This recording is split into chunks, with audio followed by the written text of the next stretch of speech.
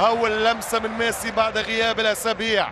ترجع الكره لعب له، يمشي ميسي ويسخن لمانشستر، يمشي بالكره في مرمى حارسهم السابق لاكس كلاوديو برافو.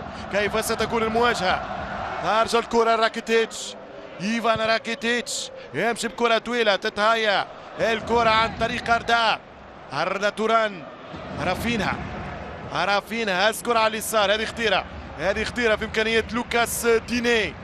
الكره في محاوله نيمار يعطي باس ليونيل ميسي والرابع العالمي. يا عالمي يا اسطوره، يا عالمي يا فلكي، يا الارتيستو، يا البولجا، يا ميسي المس كره في الوسط والمس كره في الشبكه. هذا هو ميسي، هذا اللي يعطي الدروس، هذا اللي يقري الدروس، هذا الاستاذ البروفيسور في عالم الجلد المدور. صدقوني لا أبالغ، أنا الذي نظر الأعمى إلى قدمي وأطربت مراوغاتي من به قلة نظري. أنا ميسي كبيرهم على صغري، أنا ليو عارض المتعة في عالم القدم. كلمه يا المتنبي، كلمه يا أبا الطيب.